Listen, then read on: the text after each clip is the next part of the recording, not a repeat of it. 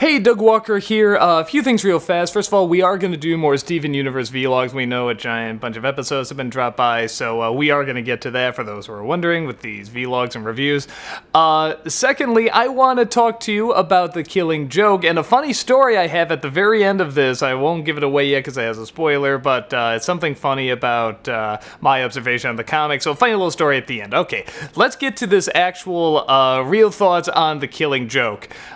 Because everyone has been talking about this recently, and I said I don't want to talk about it unless I have something new I can talk about that everyone else isn't talking about. And I feel I do have something I can talk about that not that many people are talking about. The actual Killing Joke part. Because everybody talks about the first half hour, which is completely understandable, but they don't really focus that much on the meat of the story, on what it was based on, the Killing Joke portion of it. They mostly focus on this first half hour, and I will talk about that briefly, but I mostly want to talk about the actual Killing Joke part. And Rob hasn't seen this yet, so it's just gonna be me in this one. So yeah, I'll very quickly just address the opening half hour. Everything you heard is right. It sucks. It sucks hard. And really, it's just the writing. And I know it's like, what do you mean just the writing? Well, because the animation is good, the voice acting is fantastic, even the pacing is good, it's got good angles, it's visually interesting, the action is good. All of that is fine. But this is some of the worst writing ever put in a Batman animated anything. And everything you heard, you probably know about. You know, Batman and Batgirl have sex, which is totally out of left field. It focuses on Batgirl the whole first third. It has nothing to do with The Killing Joke at all. Like, they don't even weave it into the story or anything. The most it does is that it shows why Batgirl retires, which is really not a good reason, at least in my opinion. And pretty much the big deal that everyone has about Batman and Batgirl having sex is that you never felt like that was the relationship. You felt more kind of like a niece-uncle kind of thing. It's kind of like suddenly finding out that, like, Batman and Commissioner Gordon were having sex. It's like, was that the relationship? What? It just so does not fit. And maybe somewhere, I don't know, maybe somewhere in the comic it happens, but it's not the relationship we're familiar with. I much more believe that Batman and Jim Gordon are having sex before I believe Batman and Batgirl are having sex. And everything they say is right. It feels kind of misogynistic, even if they're trying to... The only excuse I could think of is that they're trying to make what happens to her in The Killing Joke a little more emotional because she kind of shows up and then she's just kind of gone in the story. So, but everything with The Killing Joke is establishing that this history already exists, and it's done through such clever writing. And I think that's the one last thing I'll say about the first half hour, is that the writing does not match the rest of the writing at all. I think that's the biggest problem. I know people talk about, you know, the way Batgirl is done terribly, and Batman is done terribly, and just everybody's done terribly in terms of the writing process. But for me, it's that none of the writing, just immediate difference. As soon as The Killing Joke starts, you can just tell everybody talks different. There's this kind of poetry to the writing, and I hate talking like that. I know it's pretentious, and it's not like The Killing Joke is like the perfect story, but it's pretty damn close. And you can just tell it's like, okay, well now we have people writing today for whatever, just a DC animated whatever, and then just this phenomenal writing, this phenomenal dialogue. Like when Christopher Nolan was at his best in the Dark Knight movies, like that's The Killing Joke. In fact, so many of the great Batman stories come from The Killing Joke. There are elements of, you know, Dark Knight took elements from it, and Batman Beyond Return of the Joker definitely took elements from it. So there's so many of these elements in there, and it comes mostly from this one story. So, okay, first half hour, they're right, it sucks. In my opinion, you could just fast forward to where you see the rain falling on the ground, just like in the comic. Even Batgirl opens up saying, you know, you may be wondering why I'm here, and this wasn't the story that you wanted. Well, I'm gonna tell it to you anyway. That's literally how it opens up. But the funny thing about that is that it is so separate from The Killing Joke. It is so separate from everything else, so bizarrely, that, for me anyway, it was very easy to separate the two. So as soon as The Killing Joke started, I had no problem totally erasing the last half hour. I mean, it was gone. Just gone. I had none of it impacted the story at all, so I'm just like, okay, as soon as the actual Killing Joke started, I'm okay. I am totally on board with this, and I'm ready to watch. And as the Killing Joke portion of this goes, like I said, half hour, gone. Just imagine that doesn't exist. I'm not going to trust it anymore. The Killing Joke portion, I think, is good. It's pretty damn strong. I've seen a couple of these animated DC movies, not a ton of them, I'll admit, and it's a little better than them. Which I know some people would think, well, this will be great, this will be phenomenal. It's pretty good, and the reason for that is they try their damnedest to stick as close to the comic as possible. That is both its strength and its weakness. It's its strength because, one, the writing is just beautiful. It is just phenomenal writing. And hearing Kevin Conroy, and especially Mark Hamill, say these words. You can tell he's been waiting forever to say these words, and it's like listening to Shakespeare. He just delivers them so perfectly. It's like almost chill-worthy how well he delivers these lines. And they try so hard to capture the artwork, like pretty much as close as they can, panel for panel. They really try to capture what the comic looked like.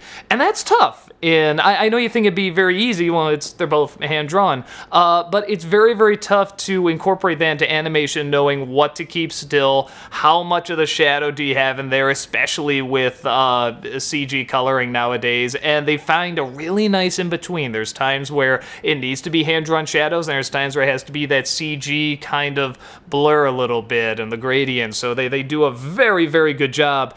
And I originally thought the Joker was going to look too different for Mark Hamill's voice, but it really works. And both Hamill and Conroy do a good job. I'm just imagining them like when they first started doing Batman the Animated Series, and they do sound a little different. They sound like they've aged, but in a good way. This is a story where they're supposed to sound like they've aged.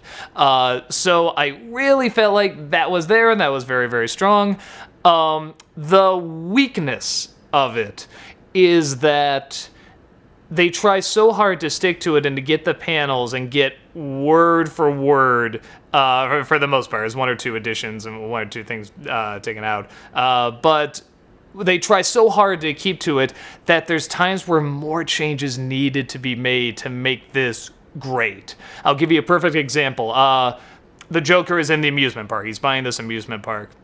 And he's being the Joker, and he's making his jokes, and he's gonna buy the place, and he's gonna kill this person, and then he looks and he sees this picture of the fat lady, and I know what this is gonna be. This is gonna be a transition to his past, and it's gonna remember when his wife was pregnant and so forth, but they don't do anything like that in terms of transition. They just dissolve, they just fade.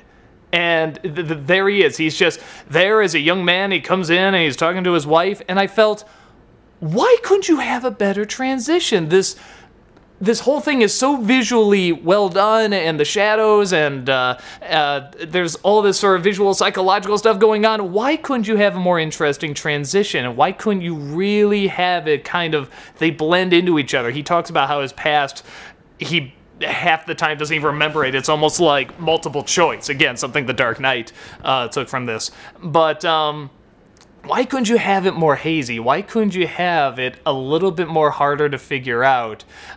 They just kind of do the brown and white. They have a little bit of jazz music playing whenever it's on.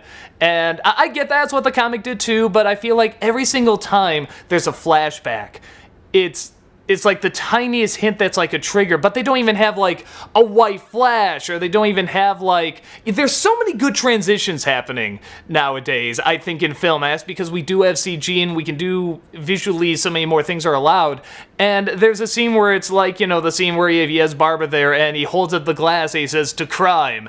And you just dissolve again to a flashback. And at the end of the flashback, he's looking down at his drink like, oh, that was the trigger. Well, why couldn't you have it where it's like he holds the glass up and then like when he puts it down, he's suddenly the young man again? Like maybe it's almost hard to even tell when it's present, when it's the past. And I felt like that was a huge missed opportunity, especially with animation.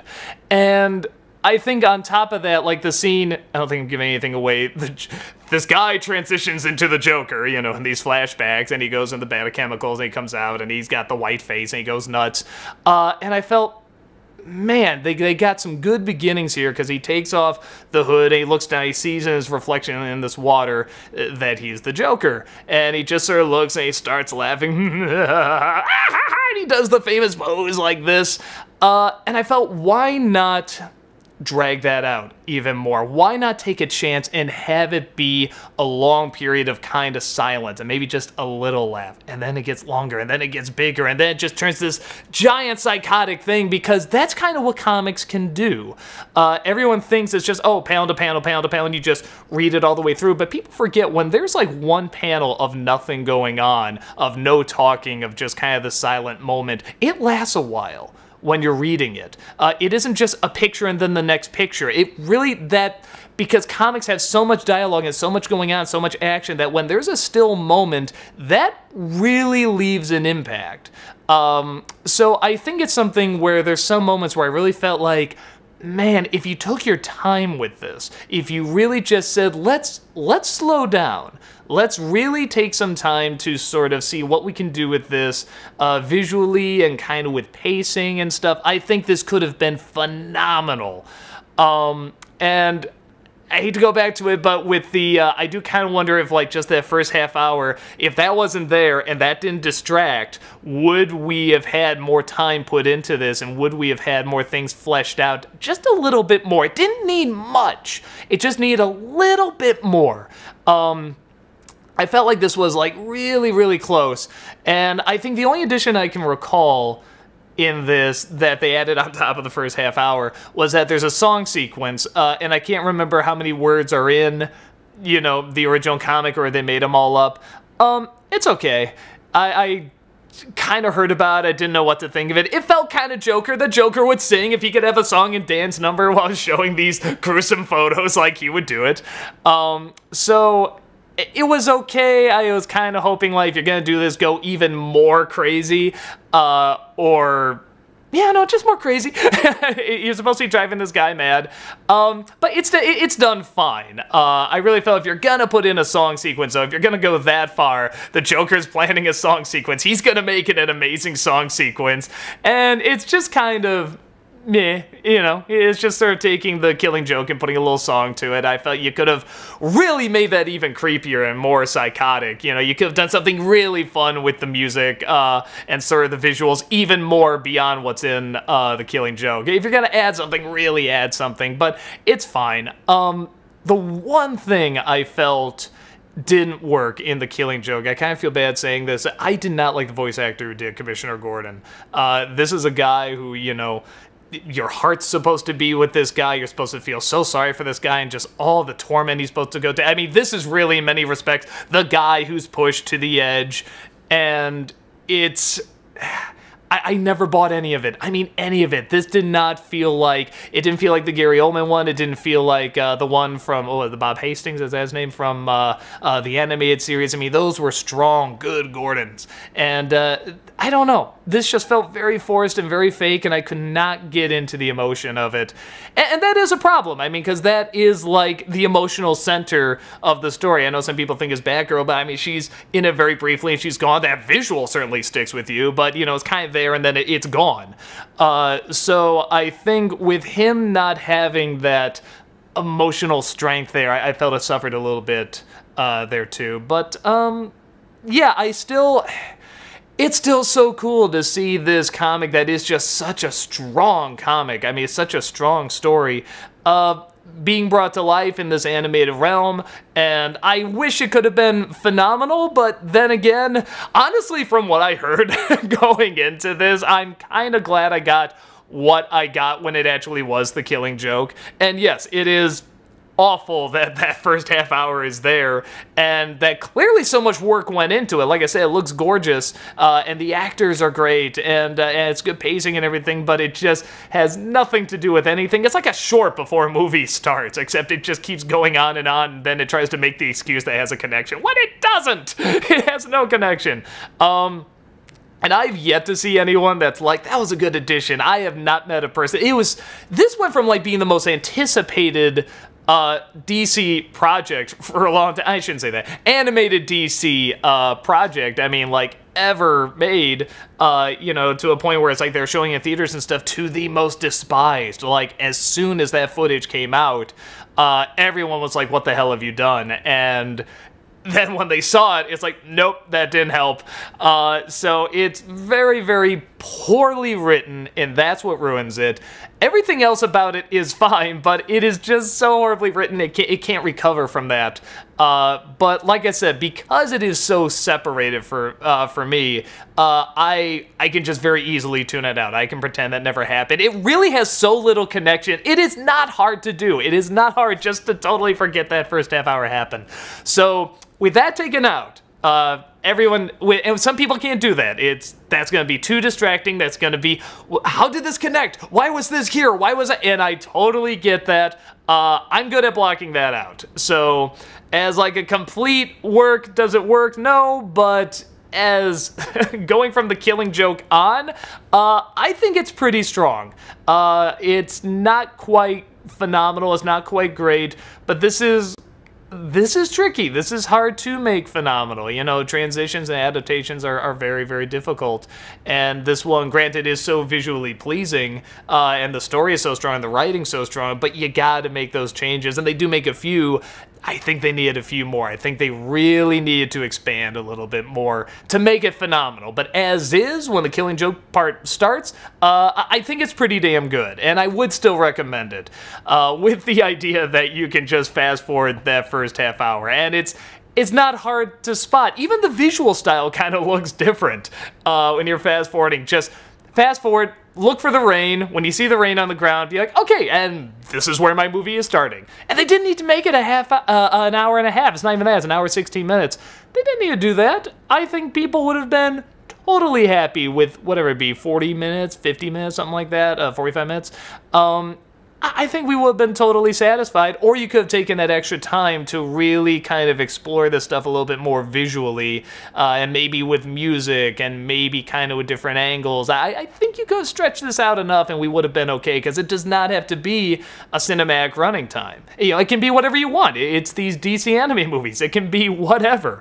And if for some reason there was something like, well, you can't show it in the theater unless it's this certain amount of time, show a Batman cartoon before. Show something from the animated series. We would love that. How cool would it be if we see a Batman and Joker cartoon, like, from the Batman animated series, and then you see The Killing Joke. Like, you just feel like all those years have passed in between, and you see the contrast between them. How great would have that been? But instead we have this dumb half hour, and it does suck. And like I said, I haven't seen anyone that likes it. Maybe you're out there, I don't know, but I haven't seen them yet. But yeah, so I would still recommend this. I really would. I would say just get the first half hour. So that's my take on it. I wanted a review that actually talked about the goddamn Killing Joke, because nobody was talking about the Killing Joke. And I totally understand. First half hour is unbelievably distracting, but yeah, I want people to actually talk about that main part and really focus on it. So I still highly recommend it. Now my Killing Joke story.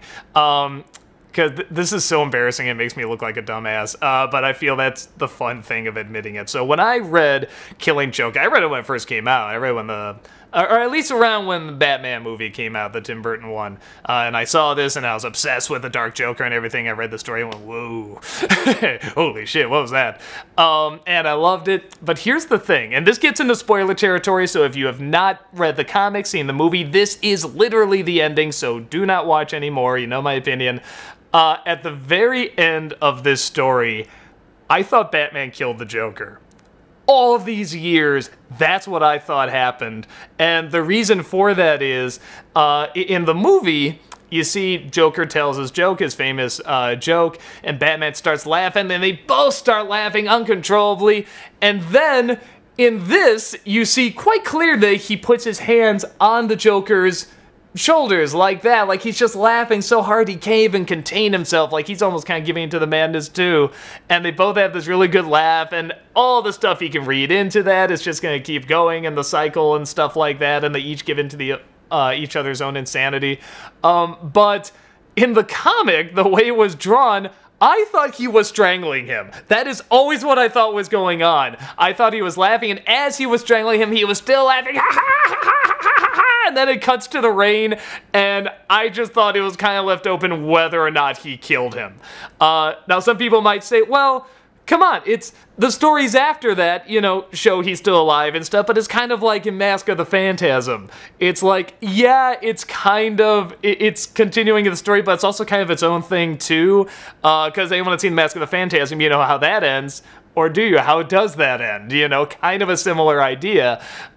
So I always thought for years the Killing Joke was the literal Killing Joke. I thought Joker said this joke, just finally pushed Batman over the edge. I mean, the whole thing is talking about, you know, one of these days one of it's gonna kill the other, it has to stop, and I thought just, that was it, that was the joke, and he just axed him off.